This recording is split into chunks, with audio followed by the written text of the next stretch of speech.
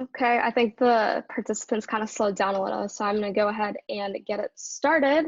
All right. Hi, everybody. Thank you for joining us on behalf of Fjorge and the Site Improve team. We're super excited to have you join us for an afternoon of accessibility. So I'm going to go over a little agenda. Oops. Okay. So basically, this webinar is set up kind of like a fireside chat. It's going to be a little bit more conversational, less emphasis on the visuals. So less of feeling that we're lecturing you, but more hoping you take something away from the conversations between Joe and Kevin and Emmy and Jen. So basically, we're going to start off by introducing our panelists, and then we are going to talk about creating a mindful digital team, because while it's important to talk to your clients about accessibility, it all really starts from having your internal team know what it's all about.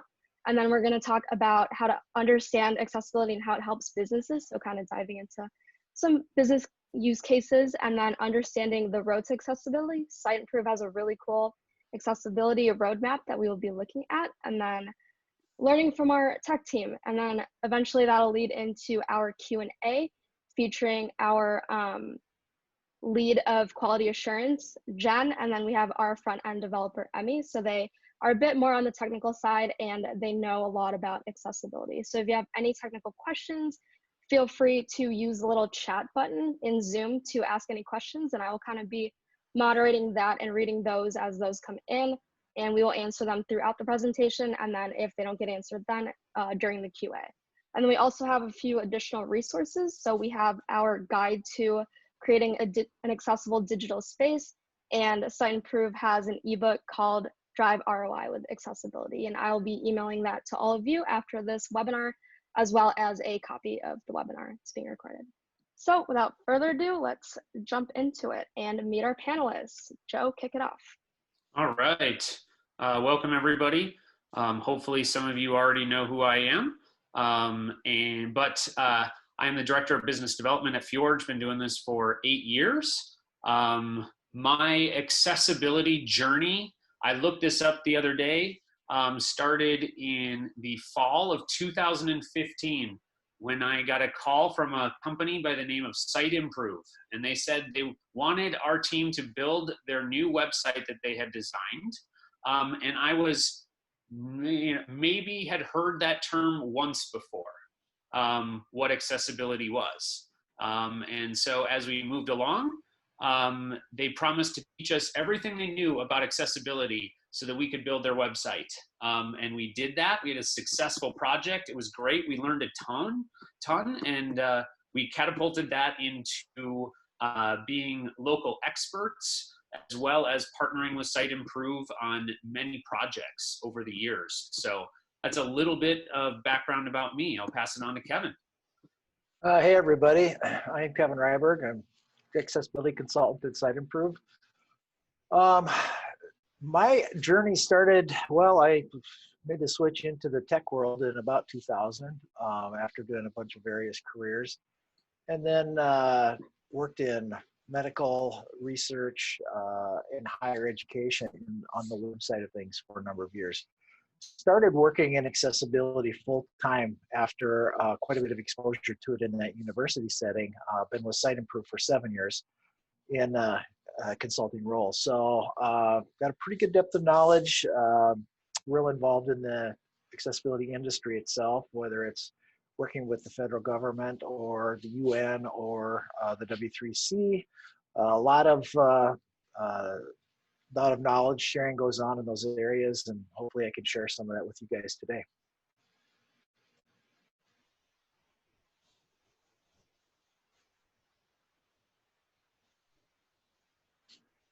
All right, take it away, Emmy. Yeah, I'm a front-end developer at Fjorge, and I'm currently working on getting my Certified Professional in Accessibility Core Competencies certificate, which is one of the big ADA certifications.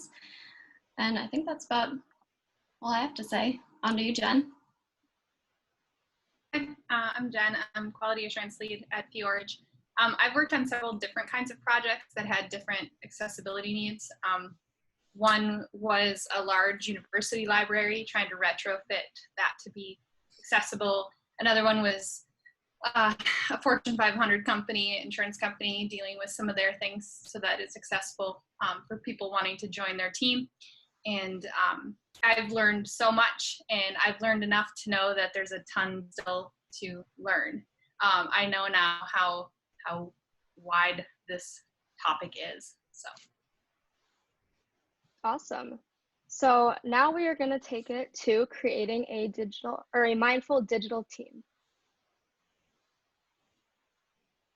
Joe, you're on mute. Sorry, I was going to sneeze, so I went on mute. I won't be on mute the rest of the show, I promise. And I wanted to talk a little bit about what you've seen. So if there are folks out there who are digital and dealing with web accessibility, what does a team of or a team look like at a small organization and a large organization that's focusing on web accessibility? Yeah. Well, Joe, that's a great question. First and foremost, in a small team, we all wear a lot of hats. So it's really crucial that everybody has exposure to accessibility because we're all going to complement each other's styles, workflows, et cetera. So in a small team, it isn't really centralized. It's pretty much everybody's responsibility.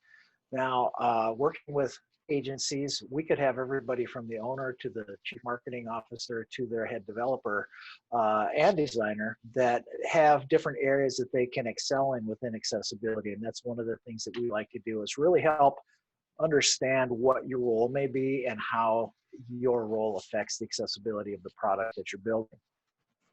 As we get into larger teams, we may actually have dedicated accessibility teams. Jen mentioned Fortune 500, a bank, a lot of big, large institutions do have dedicated folks to accessibility, but they still run into a lot of those same issues, and that is just like any other IT team. It's getting the funding, it's getting the resources, the tools, the training, the awareness that everybody needs throughout an organization. So it doesn't matter if you're big or small, if you have a web presence and you have some stake in it, you should have a general understanding of accessibility. Now, we can go and throw terms out like universal design principles. We can talk about ADA, and we can talk about physical accessibility, like curb cutouts and, handicap parking spots and all these kind of things. And there are direct correlations. So we can make it quite relatable, but just be aware that it's now really becoming part of what you do as a developer, as a designer, is to have those accessibility considerations in from day one, no matter what your full-time role is. Yeah, I think I've seen, this any sort of conversation around this needs to start on day one with a new project or a new process or a new build, because it's a lot more time consuming and or expensive to think about it after the fact. Yeah, this is true. You have, just like everything else, the earlier you can roll in accessibility, the better and more cost effective you're going to be at doing that. We've all had projects where the last question asked, okay, we're launching it, noon tomorrow. Did anybody check the accessibility? I mean, that's a horrible way to approach it, because is it going to slow down the launch, or are you going to launch an inferior product? So let's get that into the process from design development, from that road mapping stage on. Right. And yeah, I mean, I know that some of the largest organizations in Minnesota have up to 30 folks that are doing kind of the checking of accessibility, the best practices, code repositories to give resources, but really they're leading the charge on awareness and across every team's needs. So while they're there to double check things and create processes, you still need the people creating the product or the property to be aware of it from the very beginning. So that means educating not just those 30 people, but educating probably the 10,000 people that have something to do with accessibility. And it affects all the teams, from business requirements gathering to creative to development to post-launch to content, all of those sorts of things. And I think that that's kind of the biggest piece. Kevin, if you were aware that this was something that you needed to do and start at your smaller organization, where would you start? Well, it really, it's that awareness question like we're talking about, Joe. It's really getting an understanding of what is digital accessibility. What does it mean to me? What does it mean to my site visitors, users?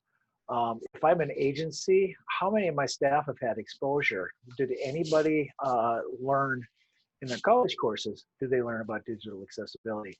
So it's really finding what that bottom knowledge level is, building that foundation from the ground up, so that you know who to rely on, who you need to provide the right resources to, whether it's additional training resources or software like Site Improve, or maybe it's training somebody to understand how a screen reader really works within the interface that they're building. Yep.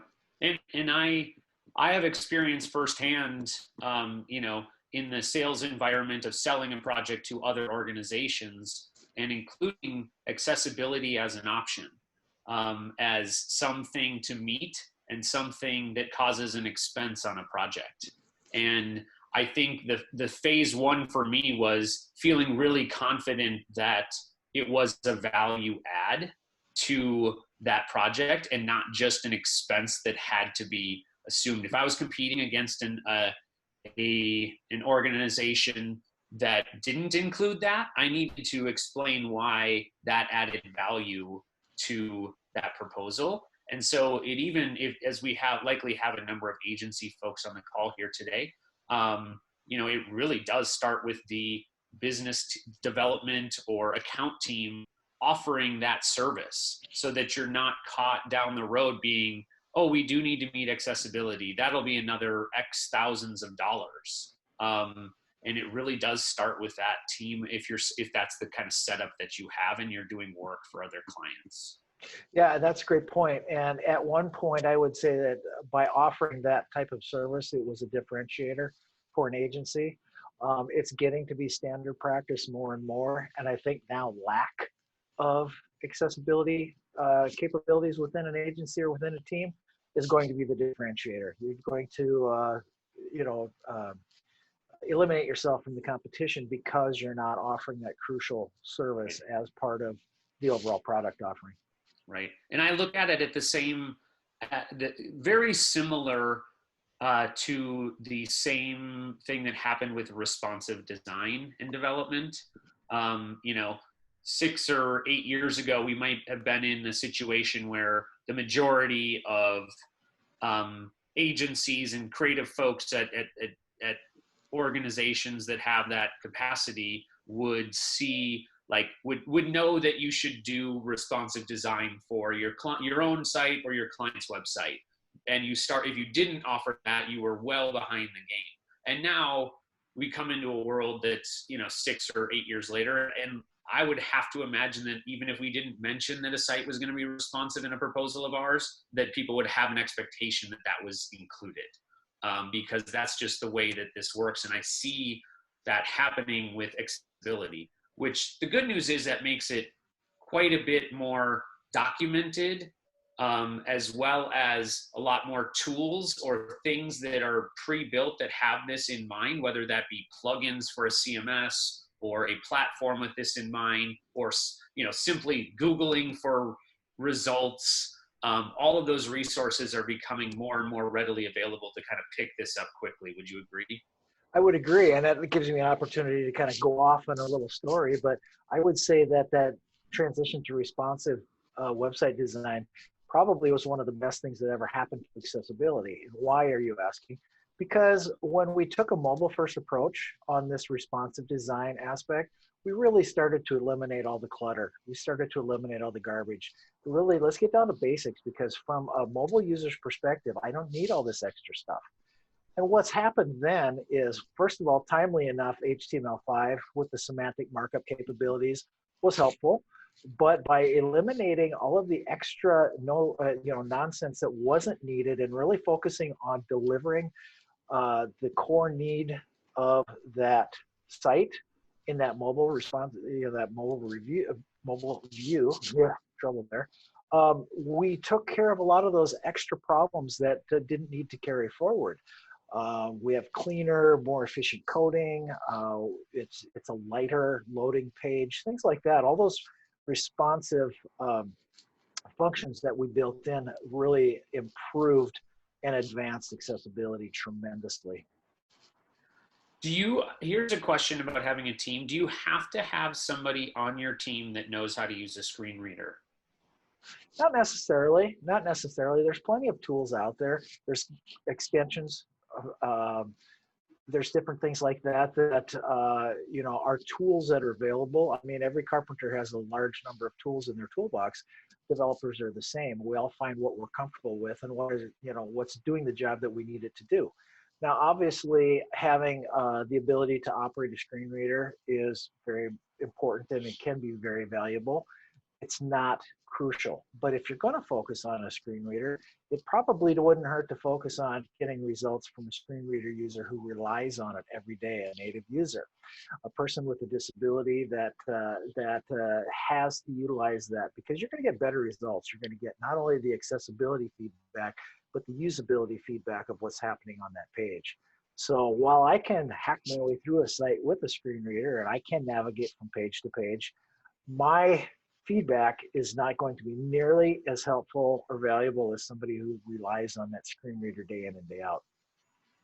Yep. Yeah, exactly. Even all the training in the world, it doesn't compare to somebody who uses it hour after hour, minute after minute, day after day. Right, right. I know usually on Global Accessibility Awareness Day, which is always like the third week of May every year, there's numerous organizations challenge their employees to do a 5-minute no mouse challenge. Essentially, mouse, navigate through your website using just your keyboard. Now, that's not exactly the same as using a screen reader, but it will give you kind of an idea on what a screen reader user deals with, as well as how usable is my site via just the keyboard. Yeah. Kevin, what if I'm a team that needs to do this for the first time and I haven't, you know, I'm aware of it, but I don't really know how to execute? What are the external teams that you might need to make sure that you do this? What are the things high level that you need? Well, to get that basic understanding, like we talked about, there are some great W3C resources out there. There's a ton of them. I mean, they can be pretty overwhelming very quickly. But the Web Accessibility Initiative site, as part of the W3C, has tremendous learning resources, whether it's understanding accessibility, whether it's understanding accessibility from the perspective of a person with disabilities, whether it's understanding the code, the guidelines, all those things. That's really a great starting point. Again, rely on some of the tools that are out there, whether it's Site Improves, Chrome extension, or some of the other extensions that some of our competitors have out there. Get familiar with how the tools will report the issues that they can find on the page. Start with the basics. Think about things that are really important to your messaging, whether it's the right alt attribute on an image, whether it's a clean heading structure, whether it's understanding what's going to happen when I click on a link. I mean, there's some pretty major pieces that can have a tremendous effect on the accessibility and usability of that site. You don't have to bite off more than you can chew. It can be a pretty daunting task, so don't approach it that way. Just start with the small things that you know you can control, and then continue to add to your knowledge base. Good, yeah, absolutely. I'm going to answer my own question in a different way. You know, what I see out there as Kevin had mentioned was tools, right? But you also need to form your team that's going to execute on this project or this thing, right? And so I think what you need, from my perspective, and you can add to this, is one, you need to make sure that the team doing any sort of pre-work, the creative and or the technology planning, is mindful of accessibility as you go. So you need those two things, whether they're internal or external.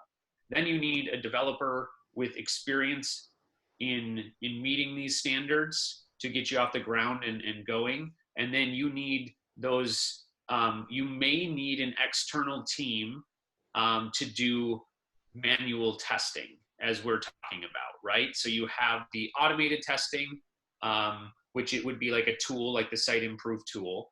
And then you also may need, if you decide to meet that requirement, a manual tester. And so those are the things that you need to organize to kind of make sure that the project goes smoothly. What, if anything, did I miss there, Kevin? No, that's a good point. I think the only thing I could add to that is continual education. I think Emmy mentioned she's working on the CC. I can't get it straight now here. It's the IAAP's certification for core competencies. It's a great foundational element for anybody that's doing a lot of focus on accessibility. It's essentially those core competencies. You can go on and get other certifications for web development, etc. But make sure that you've got those learned resources in front of you. Technology changes fast. Fortunately for us, there's great organizations like the W3C, like IAAP, International Association of Accessibility Professionals, that are on the front edge of that. So they're keeping aware of what's going on with the trends, what's happening in technology, what's happening in accessibility, what's happening with legislation. So keep that knowledge base in front of you, keep it growing. But yeah, provide those resources like Joe talked about. Make sure that you are providing a manual, the manual check results along with the automated results. Make sure that your team members have whatever tools you can provide for them, whether it's a color contrast checker, whether it's an IDE that actually allows you to do accessibility work in that environment. There's just it's just going out and finding those resources that complement your team the best. Awesome. Dee, do you want to move on to the next slide? Okay, and now we have understand how accessibility helps businesses. All right. Kevin, why do people do this? Why do we need to comply? Where do we begin? Yeah. First of all, it's like gravity. It's not just a good idea, it's the law. We do have an interesting set of case laws in globally, especially, but here in the United States, we'll focus on ADA. And the reason we talk about ADA is because it's a civil rights law. This isn't a technology issue. This is really a civil rights issue. This is providing an experience that benefits all of your users equally. So from that perspective alone, from a compliance perspective alone, it's hugely important. You may or may not be aware of some of the legal activity that's been in this space for the last couple of years. It's ugly. There's been a lot of champions that have taken on this issue. Okay, but let's not focus on that. To me, a successful accessibility program is when the compliance becomes a byproduct. We're producing the great user experience. We're providing the ability for our users to accomplish the tasks on that site. Compliance just becomes a part of what we do. Let's think about a shopping cart process. If you're selling a product online, what's the purpose of having that shopping cart? I had an old college instructor tell me the point of doing online commerce was to figure out the best way to get people's money out of their pockets and into yours. So if you want to successfully make those transactions happen, make your user experience usable, accessible. You've got a tremendous audience of 1 in 5 people globally that may be dealing with issues. That's a huge number of people to not let come into your storefront. Yeah, I have a couple examples from different events that I've been at. One was, I used to make the argument like, well, if you're selling flight instruction, what's the point of having your site be accessible? Because anybody who's going to fly a plane obviously needs to have full vision, right? But it's not just about that. It's about someone who could purchase that as a gift for somebody else. Right. Or wanted to know more about it, or all of those sorts of things. So there's lots of underlying reasons. I think even the example of, I can't remember, the professor who joined your team after he was working on the project with us. I can't remember. He was from South Dakota, Kevin, and I can't remember his name. That's Keith Bundy. Yeah, Keith Bundy. Yeah. He said that for many years he could only fly 2 airlines. Right. And he was only able to book on those airlines, and obviously he didn't really want to give the others his business because he couldn't navigate those websites and couldn't check out. So he only flew 2 airlines for a number of years based on his ability to book tickets that way. So there is this like business case for loss of revenue. And I think that's a big thing. And it's also, and I wanted to ask you about this, I haven't yet, but the Domino's pizza case, the most infamous case of somebody being able to unable to check out using Right. accessibility tools on pizza, on Domino's Pizza. And my biggest thing, and I just want you to kind of expand on this, or maybe you know more than I do about it, but why would an organization that delivers pizza want to limit even 3% or 5% of their users from being able to purchase from them online? And I think that the reason I think it's extra interesting to me is because my guess is that those 3 to 5% of the population buy twice as much of it because it can be delivered and they might not be able to drive to the grocery store. So give me your thoughts on that and maybe expand on that. That's an interesting case for a couple of reasons. Yeah. They essentially took a stand, and it was really about having a clear identification of the rules. Mm-hmm. I can tell you that immediately, as soon as the first complaint happened, Domino's started making their site more accessible. They understood the business side of it, but what they did was they decided to challenge the court system because the federal government didn't have really real clear rules in place. And this gets back to the whole aspect of a digital storefront versus a brick and mortar. And this is where that challenge came in. So it was foolish on their part, but it did advance the case, in fact, all the way to the Supreme Court until the Supreme Court decided not to even mess with it. They wouldn't even hear the case. But it's really unfortunate that they did have to take a stand like that because they lost a lot of customers based on principle because of the way they manage that aspect. That said, their site is much more accessible now, and it's getting more accessible all the time. It's very easy to order Domino's Pizza via a mobile device and a screen reader now because they have, continually made those changes.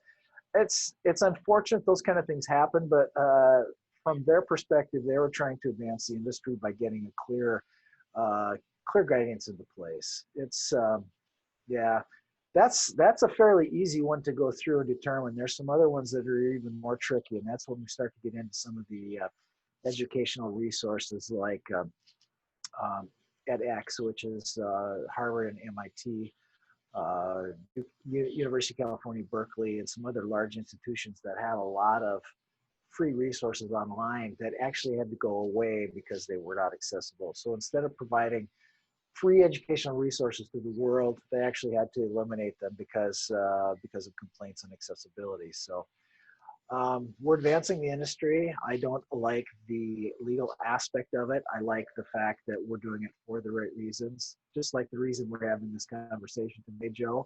We want to inform people why it's important and how we can help you advance your accessibility. But you got to admit that legal driver was a huge piece to get people talking about accessibility. Is there talk about if there the simplest question that is not abundantly clear is there anybody who doesn't need to comply? Essentially, no. I mean, a lot of this really came down to we'll talk about the federal rules, Section 508, which is actually a federal procurement law. It's the weirdest thing. That's really been the base standard in the United States for digital accessibility since the early 2000s. Section 508 was a rule that was written if you're buying as a government agency, you're buying or producing information products, they need to be accessible. if the government is funding some of these issues, it was requirements, stuff like that. That's always been the baseline here in the States, where other countries have pursued it a little differently. But one thing we did have here in the United States was the ADA, Americans with Disabilities Act. And this really did become that avenue for change. It became that avenue for making sure that it became a usable experience for everybody. And like I mentioned earlier, it is a civil rights law. Section 504 is essentially an update to the ADA that includes digital products and kind of spells out that whole aspect of digital versus storefront and how it's part of your presence. So it's been enforced since 2010 by the Justice Department that everything needs to be accessible. It just hasn't been real clear on the lawmaking side of things. Yeah. One of the other things that caught my attention at one of the events that I was at a while back, and it makes perfect sense to me, hoping you'd expand on it, is that building your site with accessibility in mind is believed to be really good for SEO with Google. You want to tell us why that is, and maybe if you've been keeping up with any news about why it might be even more important in the future? Right now, the best way to kind of relate it back is I like to use those three-legged stool analogies: usability, accessibility, and searchability.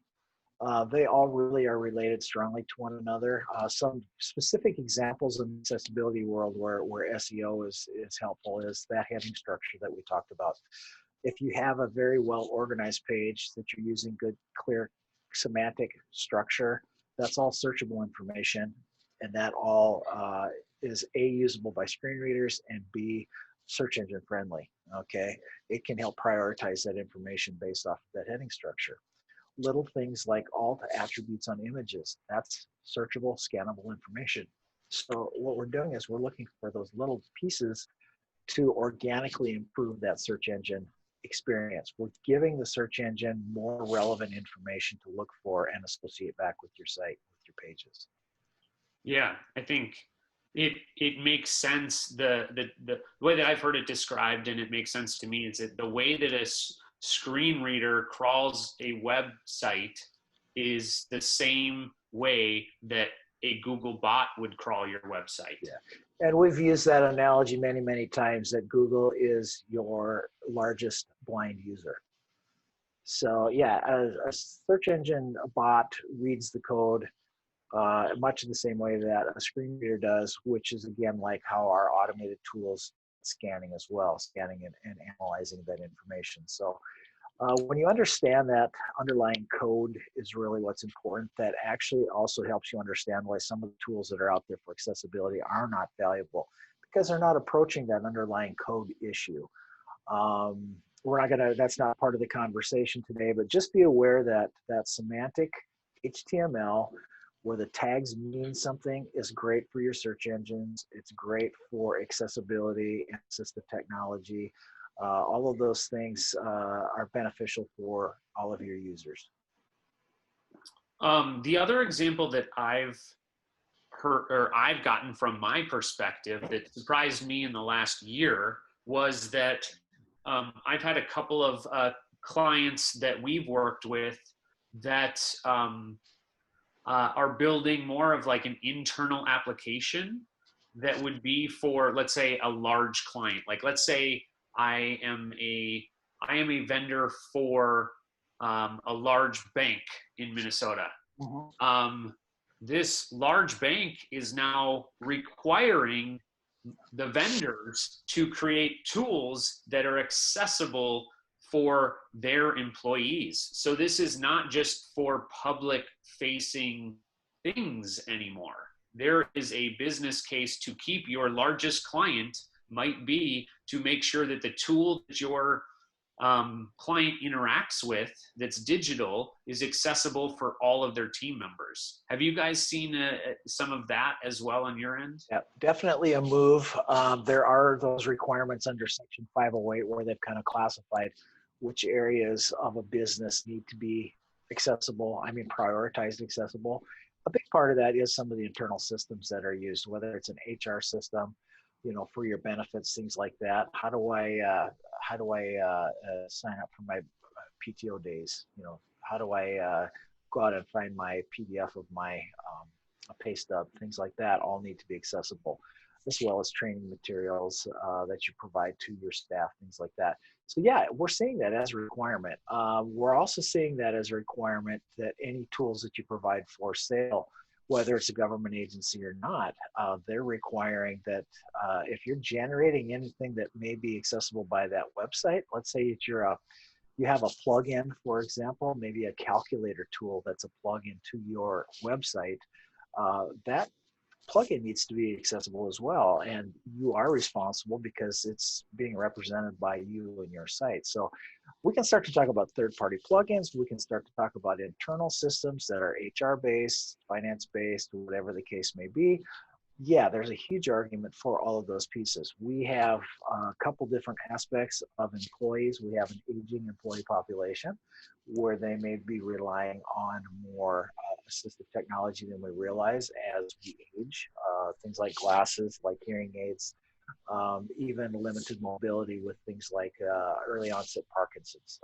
You may have employees that are still fully functioning, capable, and providing a ton of value to your company, but they may be struggling with some of those internal resources. So yes, Joe, that's a great point.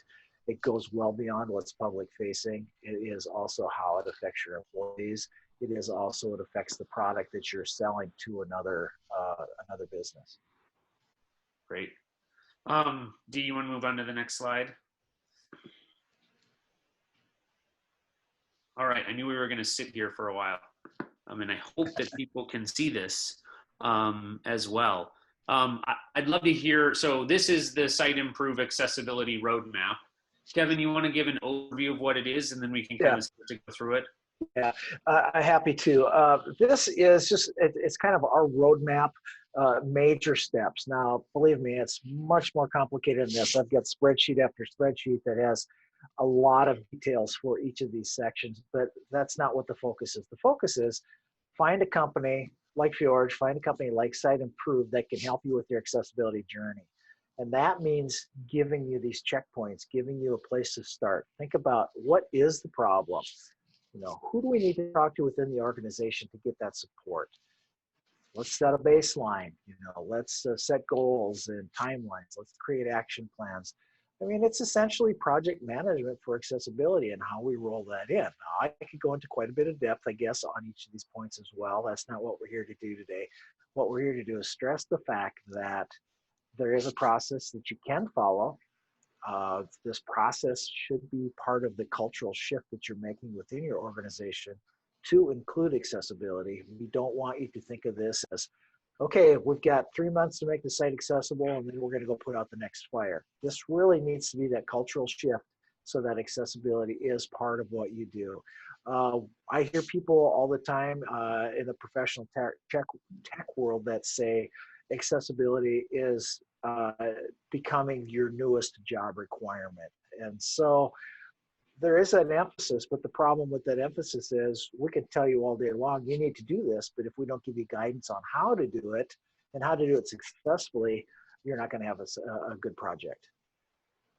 Right. I think the thing that got us early on, and still I don't think is ever 100% clear, is the WCAG 2.0 versus 2.1 versus A versus AA versus AAA.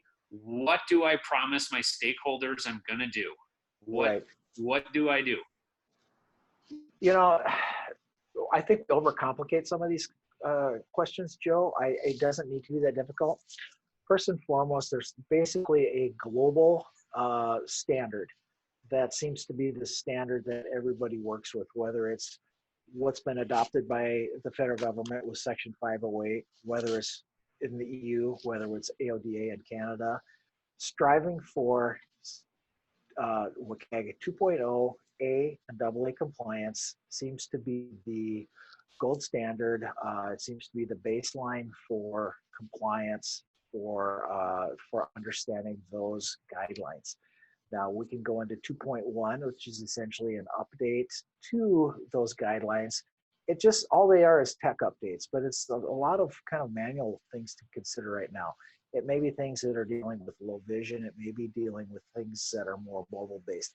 They're not typically part of those requirements right now. So we have rolled 2.1 checks in. We're future proofing as we go.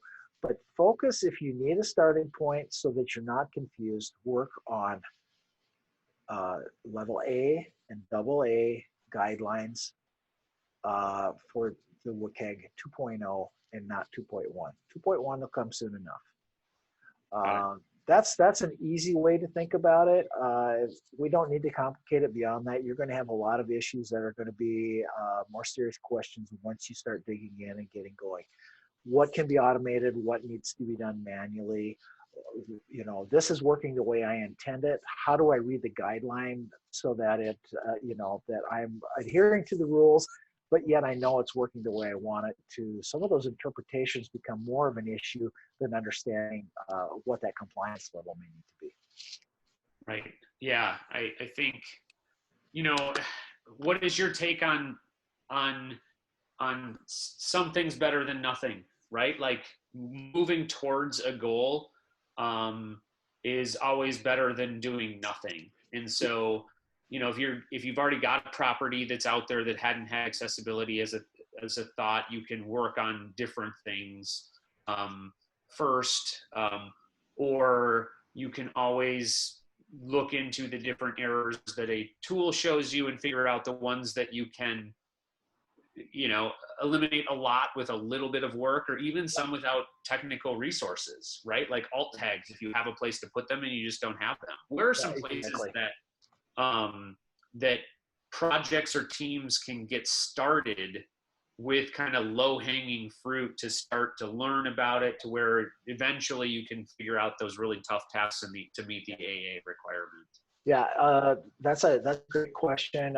We like to talk about things like low-hanging fruit. How can we get the most bang for our buck as we start this accessibility journey?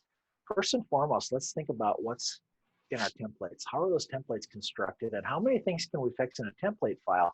They're going to cascade through 5,000 pages, and you know, as they go. Is it something that's in the header that we can make a change to? Maybe we didn't properly label the search box, so it's not really clear that this is a search box. Okay, we fixed that in one spot. We republished that snippet of code. Guess what? We fixed that problem across all 5,000 of those pages. Now that's, you know, kind of an extreme example, but it's exactly the type of thing that tools like SiteImprove can help you do by breaking down that information and analyzing it. See where those template level issues are, and then also we kind of have the list, our big list of blockers, and we can break that down to the tool, but I can give you that, our basically top 4 or top 5 issues that we always send everybody on, because A, they can control these for the most part. B, they can get them assigned to the right people. First and foremost is those images. You know, you may think that somebody who has a sight impairment does not care about the images that are on your page. Well, you would be wrong, because those images are communicating information. There's a reason you put that image on there. Think about a shopping cart and just having screen captures of the different products that you have for sale.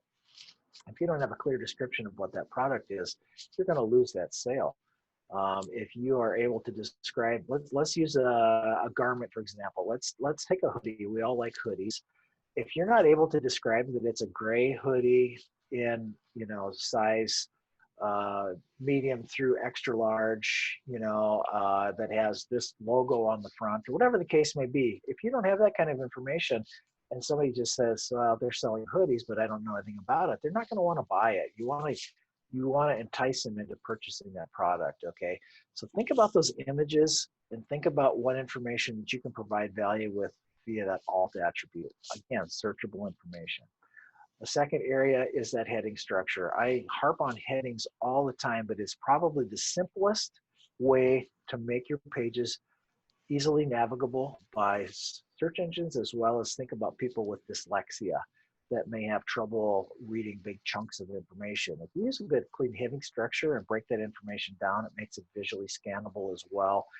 And it really helps people digest that content on the page. Okay, let's talk about that shopping cart process again. Let's think about how it's a form and the expectations that we have when we're filling out forms. And this is for everybody again. This isn't just that screen reader user, but am I able to tab from one field to the next? Do I understand what goes in that field as I'm typing it in? Is it when it says name, does that mean first name? Does that mean my whole name? Do I get an error message right away if I entered something wrong, or do I have to basically start all over with that form again? See, the things I'm talking about here, you'll hear are usability just as much as they are accessibility. And remember, we're dealing with everybody that's visiting that site. Make sure that your links are properly labeled. I need to understand what's going to happen when I click this link. Am I going to download a PDF? If that's the case, if I'm on mobile, do I know the size of that document? Maybe I want to wait till I'm back in the office before I take a look at that document versus on my mobile device.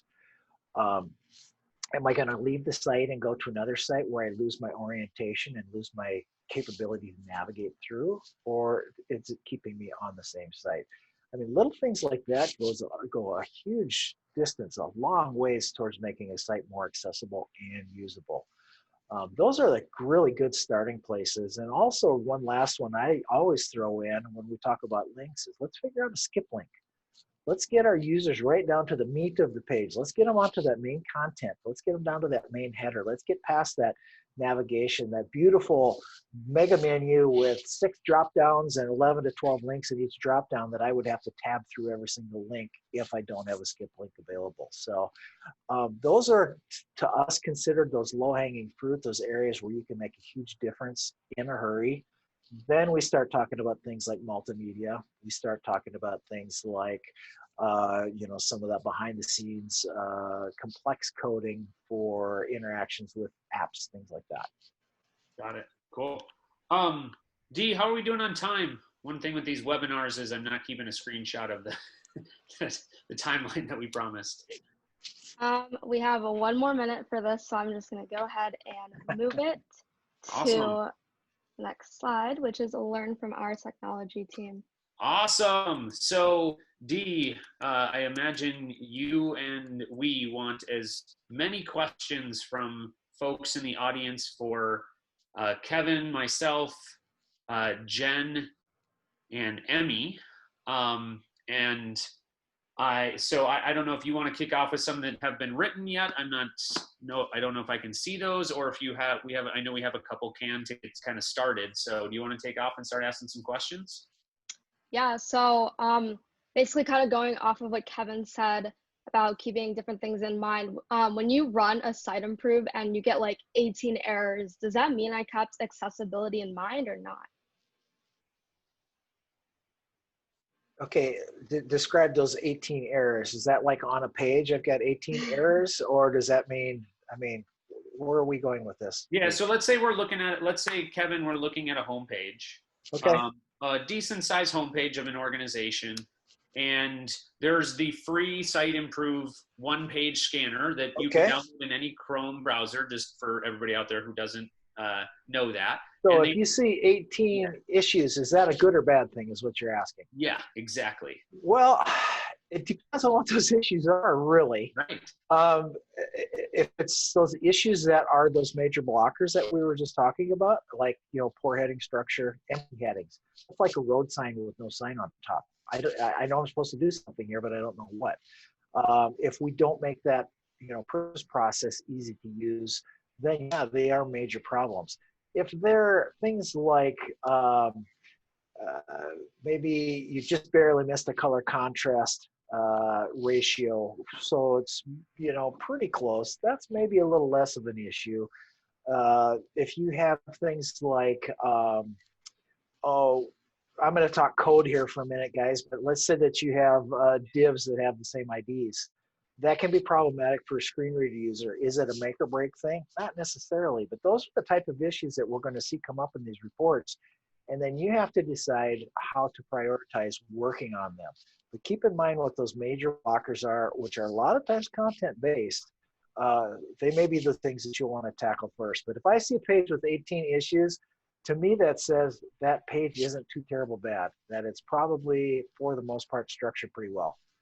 Yeah, that's the way I thought that you would answer that.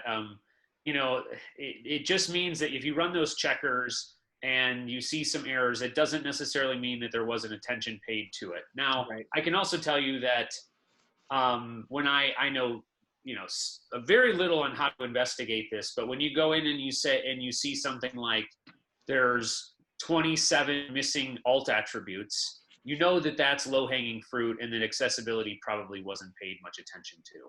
That's exactly it, yes. And Jen, I think that's probably one of the things that you look for when our own developers are creating things and the site needed to be accessible. You're looking at, there's always going to be some errors, but you're looking at what are those errors, correct?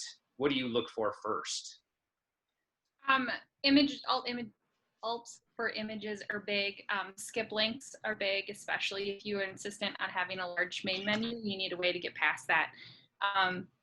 If I don't see those, then I know they probably need to go back and probably look at a lot of things, not just those two things, because those are some easy things to implement to help people out. So, got it. All right, so we got this question, and I think it kind of relates, and it may just be, hopefully we answered it a second ago, but what to do with false positives that can come up with automatic tools and mess with our statistics? I mean, I don't know if we want to get into the site improve tool specifically, Jen, but I imagine most of them have similar options. So you want to talk about what happens when there's like false positives, because there are those especially on the automated tests. Yeah, for sure. I've noticed them, and I spoke with Site Improve a lot when I first ran into them, and they helped me understand, why they get flagged and how to get around it. I would say if you're using other tools besides Site Improve, these scores, these magic numbers that float around mean very different things. If you're using Lighthouse, for instance, and you're getting an accessibility score, it's very different than the Site Improve score you get, because Site Improve looks at different, like they look at how many errors do you have on this page, not just which errors. They care about quantity. Do you have a lot of pages that are almost error-free, or are all your pages riddled with errors? That affects your magic score. So, I was able to, like, if I know for certain that this issue isn't an issue, you can mark it as like not fixable, or there's some other like options, and then I just take diligent notes in that note field. Like, this is why I marked this, that I'm not fixing it, that I can't fix it. And so in a month, I know why I did that, because my memory is not what it used to be. So I have to write really diligent notes about why I do that. Sometimes it comes down to like interpretation of, like, is this image decorative or is it conveying vital information on this page? You ask two different people, you're going to get two different answers. So you need to, like, a lot of the things that Site Improve flags are things that you have to manually review.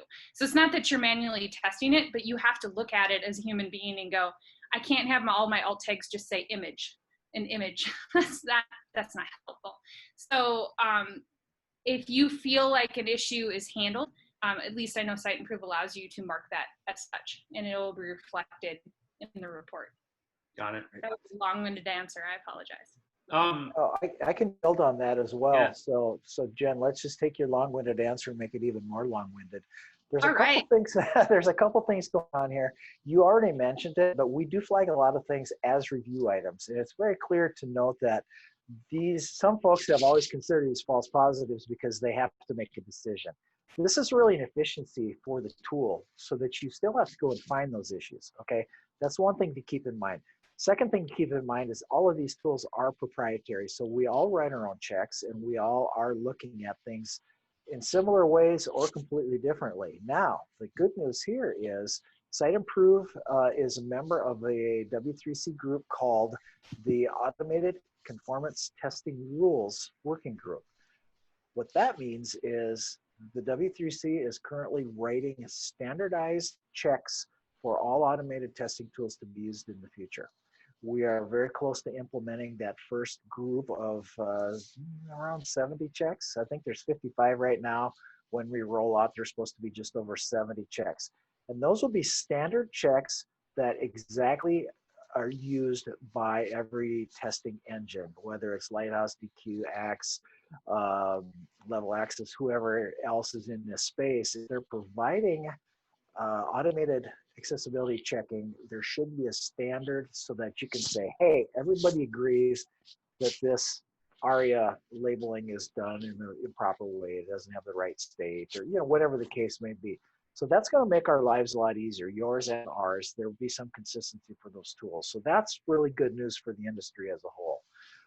The other thing to keep in mind is some of this stuff is going to have to be manual no matter what. We just can't cover it all. And so some of the things in that decision-making process, like those decorative images, will continue to be manual from every company and into the future for a while anyway. Got it. I know we have a couple more questions, but I have one for Emmy that I asked her the other day, and I loved her response. So hopefully you give me something similar. Is how do you think differently about, let's say you're going to build a new property, and you've got designs done from a creative person that did a great job with thinking about accessibility there. Where does your mind go, and what processes do you do differently than when you're not developing with accessibility in mind? Well, it always starts with a lot of communication. So we're going to have to communicate with the designers to make sure that all of their designs are conducive to an accessible product. And then we need to communicate with our team and make sure that we have our standards set and all of our tools in place. Got it. And I wanted what do you do as you're going on through the project versus just checking it at the end? Like, how do you do it to make sure that you're not getting a ton of issues back from Jen at the end, or you're not that dev that didn't put alt tags in? What are you doing during the process? Yeah, so for each feature, we like to scan with the accessibility tool in the Chrome for Site Improve. So we can check each feature as we go and fix things as they're being developed, and we don't have to go back and redevelop things. And it also allows developers to learn as they go and not make the same mistakes over and over and over as we develop the site. Got it. Cool. D, you want to ask next question? Yeah, I mean, what do you do when you get stuck on an accessibility issue? When you get stuck with an accessibility issue, first thing we do is we do a lot of Googling. We can check out the documentation on WCAG and WC. And if that's still not clear, that we always have a great resource with Site Improve. Got it. Cool. Yeah, it's not always about doing the fix, it's knowing what to do. Kind of like that old story. Like it's the time-consuming part may not be how to actually do it in code, but how it actually needs to be done to meet the requirement, correct? Mm-hmm. Right, cool. And then going off of WCAG, so this guy asked, mobile is part of WCAG 2.1. Most of my traffic comes through on mobile. Wouldn't it be useful to test mobile accessibility to make a good mobile experience? Yeah, you should absolutely test your mobile website for accessibility. There are a lot of great things that have come out of 2.1, a lot of things that allow people to use their mobile tools like zooming, and I know that both Android and Apple support those features. So it's a great idea. Yeah, and you can, in your Chrome inspector, like mimic cell phones. It's obviously not a perfect answer, but you can then use the Site Improve like page scanner to do and see some issues there. Things to think about on mobile, even if you're not going to run a scan, is make sure like touch points are big enough. Not everybody has a steady hand, including myself. Make sure they can click on the things you want them to click on. And yeah, realize people will zoom because they can't see things in 10-point font. So like get that in there and things like that. So you absolutely should test on mobile.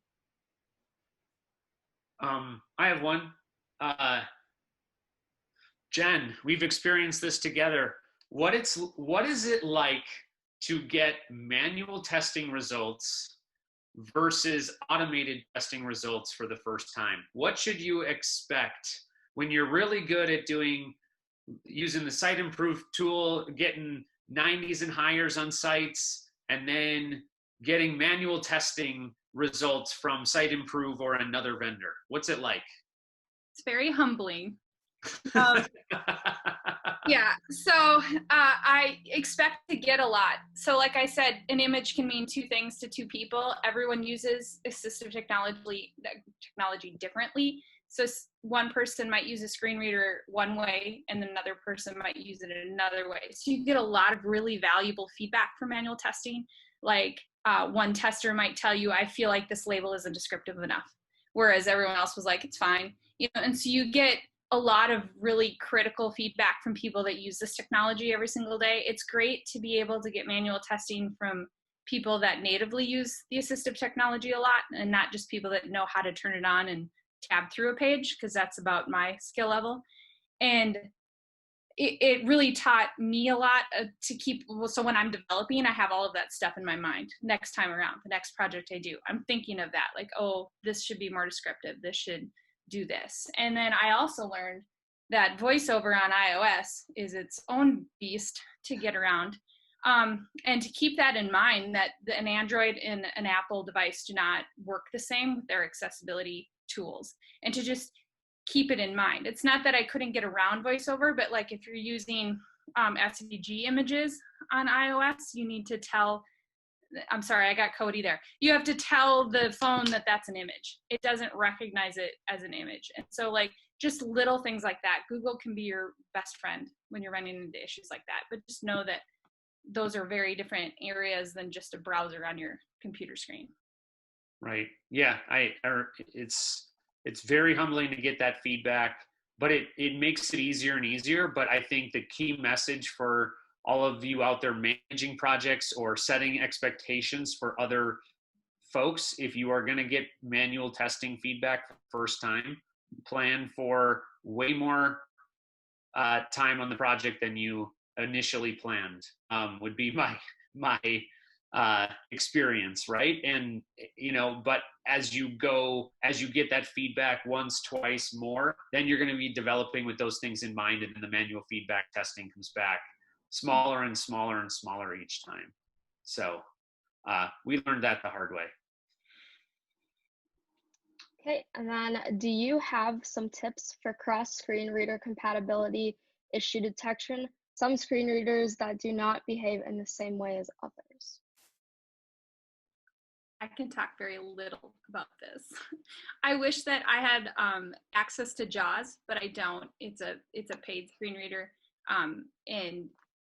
so my only experience is with NVDA, because you can download that for free. It's for Windows only, and they also have some like developer things you can turn on and off on the NVDA. So they have developers in mind too, like understanding that people need to know how the tool works in order to use accessibility in a better manner. So I wish that I had access to JAWS. If anyone wants to help me out with that, that would be amazing. But so maybe Kevin has some more insight on like the different screen readers and how they behave.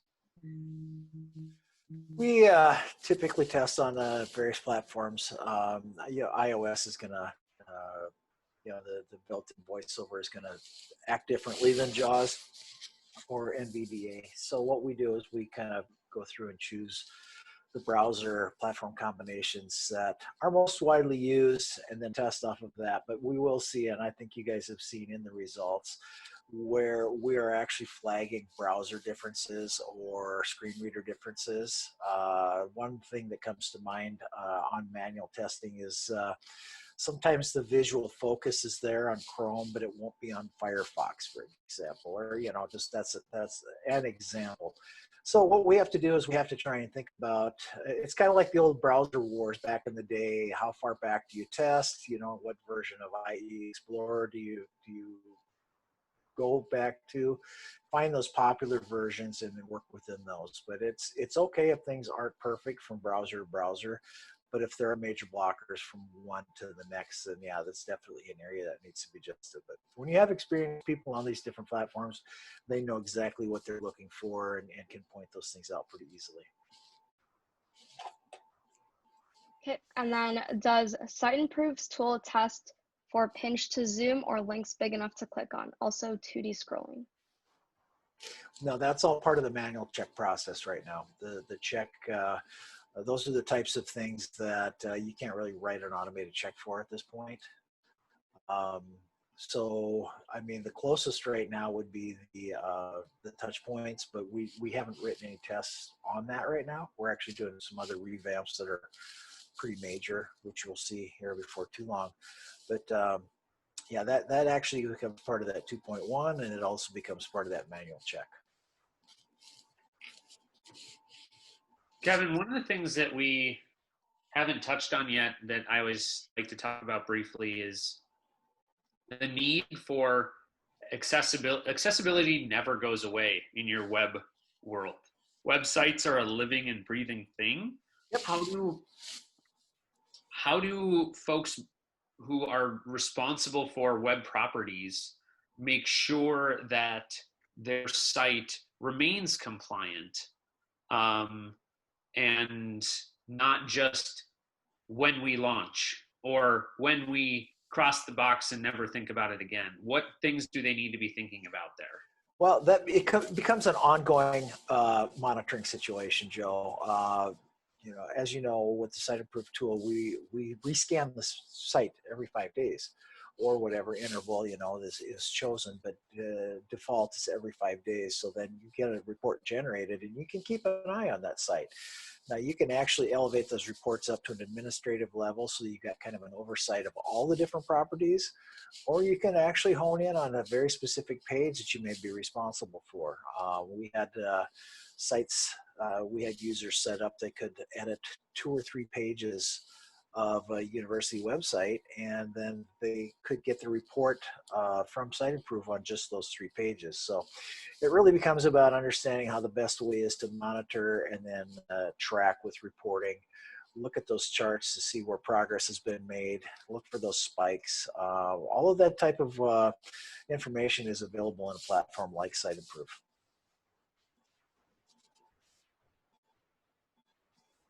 Okay, I think that is all the questions. I give people a moment to come up with any last minute questions. Otherwise, Joe, do you have any final questions?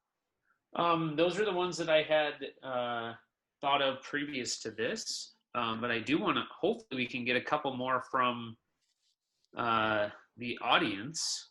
I see a couple in the chat panel and not in the Q&A panel. Good catch, John. Hold on. Pull it up. Oh, yep, here we go. How has your approach to accessibility changed over time?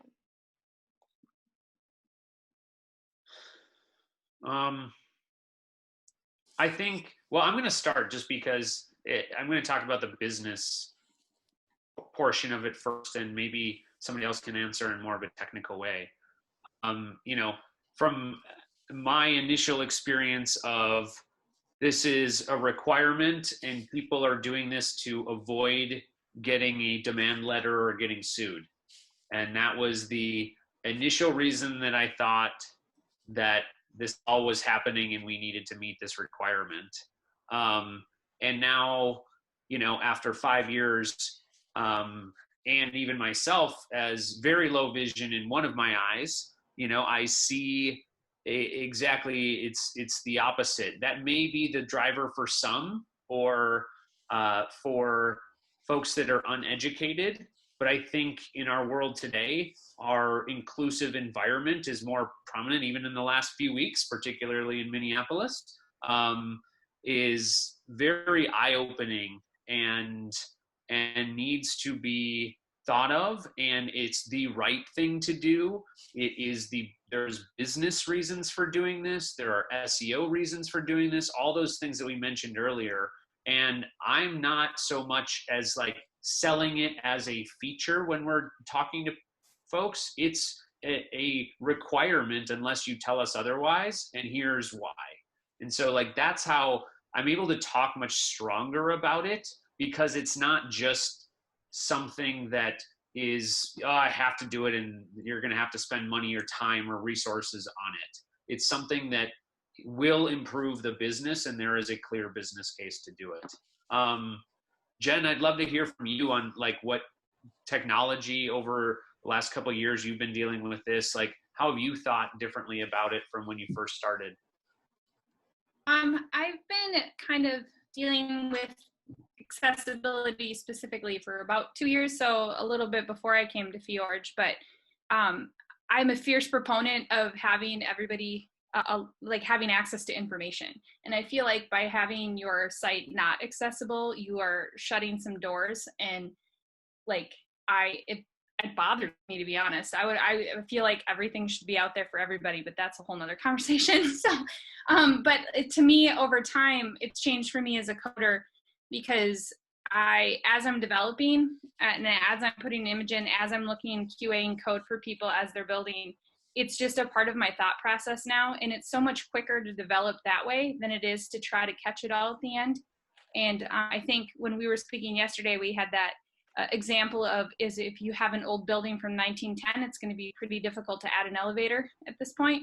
But if you built that building with that corridor there, even if there's not an elevator in it, if the corridor is there, it's going to be a lot easier to add the elevator. And so when I'm building things, even if the project isn't necessarily requiring to be accessible, I'm sneaking some stuff in there anyway, because inevitably it's going to come back and they're going to want it. And so I'm building those building blocks there so that we have an easier time later to fill it out. So that's kind of just my own personal change coming from learning about it to like how I code now. Awesome. Cool. You guys have talked about keyboard accessibility, but what about audio accessibility, like a Dragon Naturally Speaking? Is this something you guys look to build in as well? And how do you know about, or how do you go about doing this? That is a great question. I don't know that that's come up for us, Jen. Has it? Not for Dragon Naturally Speaking specifically, but you know, screen readers, they talk out loud, right? That's what they're doing, is reading the page to you. And so like the audio accessibility, it's been really as a bad pun, ear opening for me to listen to a screen reader read my page.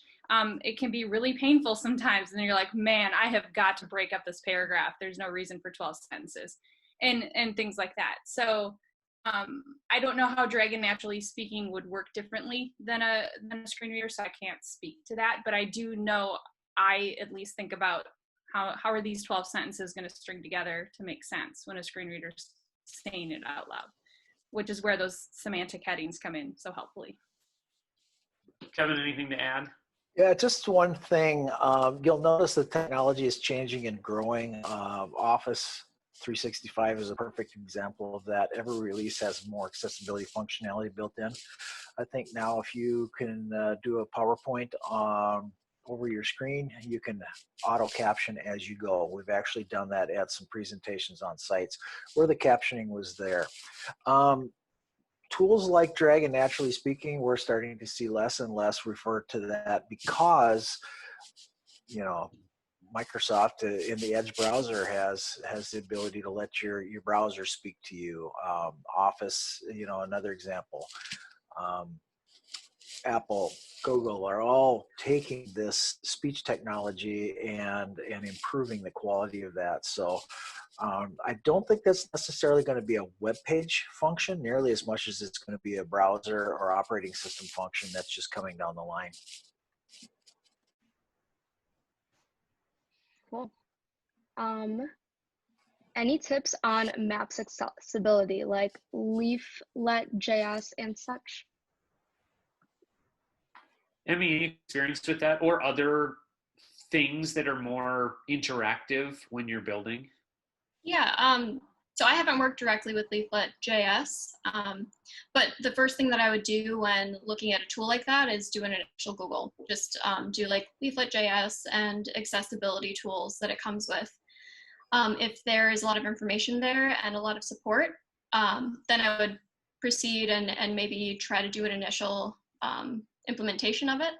If it doesn't look like it's supporting accessibility, I would look into another tool. Cool. Good way to suss out what you're going to use to get started, so you're not using a tool that you have to do a ton of manipulation on, or a code snippet or whatever it might be that you're going to have to do a ton of, I guess you'd do remediation to it, right? Like you would in an entire site. It would be a remediation of a tool or a code base, right? And I have some experience with a media player that we had to remediate. Hmm. Sometimes they get forced upon you, don't they? Yeah. I mean, it's doable in most cases. It's just, it can take a long time sometimes. Got it. Why is it difficult to remediate a website with accessibility in mind versus having it in the beginning?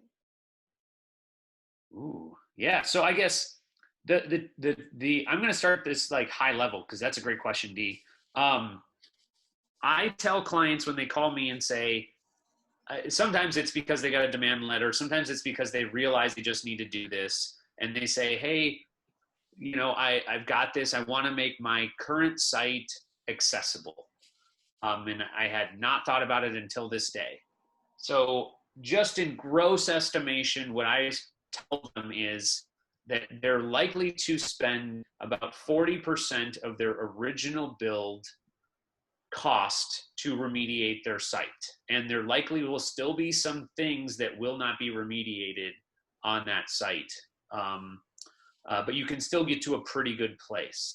What I tell them, if we are building something new with accessibility in mind, I say that they should add around 10 to 15% of the cost of not thinking about accessibility at all. Maybe a little bit, 10 if you're not doing manual, 15 or maybe even 20% more if you're doing manual testing and remediation of those things. Those are very high level gross salesperson numbers to get somebody in the ballpark of understanding what they're up against. But I think I'll pass that along to others on this call about what that means to them and what's different about those two situations. Sure. So to maybe jump on the bandwagon of the old building that Jen was talking about before, if you have a old building with no ADA support, no ramps, no elevator, it's a lot harder to remediate that building. So you have to maybe take out a wall. You have to rethink the front entrance. So that's going to end up being a lot more expensive and a lot more work than building a building from scratch with all of these features. Good analogy. I like it. I think The same. I think too that it depends on the scope of your project. If you have a large project and you have 20 hands coding in that project and you're not thinking of accessibility, and then later on you have to go back and touch it, that's 20 people's different ways of coding that you have to sort through to try to remediate. And as any developer knows, trying to understand how someone else is code, it's just longer than when you code it yourself. And it doesn't mean it's just we all think differently, right? So we write our code differently. So like smaller projects, it might not be so painful, but if you have like a larger website or a larger project, you're going to feel it even more. Kevin, anything to add to that?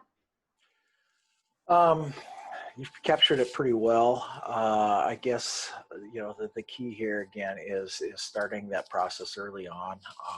I love the building analogy. I've used it many times myself, and think about the tools that you're using as well. Are they producing accessible code? Are they generating tables for layout?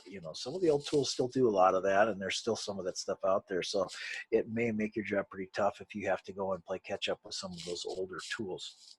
Make sure that the code that's being generated is good, clean code as well. That made me think too, if you're using a paid service or a paid CMS or something like that, and you're noticing these issues come up and it's not something you have control over, then you need to contact them and let them know. Like, I'm paying for your service and I'm expecting this page to be accessible. And so what are you going to do, to help me out here? Yep. I had a school district in Wisconsin ask us about remediating some of their sites. Jen, you were involved too. And they instead first reached out, which appropriately, first reached out to the CMS and said, hey, we have these errors on our site, and that proprietary CMS actually mediated likely a couple things. And to Kevin's point, that makes the number jump from, can make that number, one fix on multiple pages can make that site improve number jump from 70 to 80 or 85 without much effort on your side. So that's a great reminder, and nothing makes Jen more happy than one fix on a template that makes that number jump. It's always the low-hanging fruit there, and then you end up spending hours and hours getting 0.5 more at the end. Yep. And so those ones are always fun when the number jumps so high so quickly. I see one more question, Dee. Do you see it? Yep. So does structured data from schema.org help your site when a screen reader is used? That's a good question. I actually don't know the answer to that. I just know that schema.org helps organize things for the Google bot. So I'm not sure if screen readers take schema into account. So I might have to defer to Kevin or Emmy if they know. A screen reader relies on the rendered source code. It's essentially just like the browser is producing. So after your scripts run, after your JavaScript and everything and the page is populated, that's when the screen reader takes over. It's like another layer on top of the browser. So that's what it's looking for. So to my knowledge, that's not going to have a difference. The schema stuff isn't going to affect it at all. It's really based off of what the browser is producing. Awesome. Cool.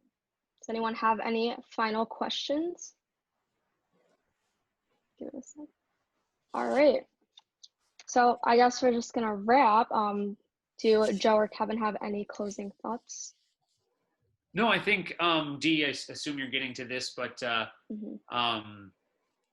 what, I know you had plans to send folks everything. You just want to recap that and let them know how to reach out to us?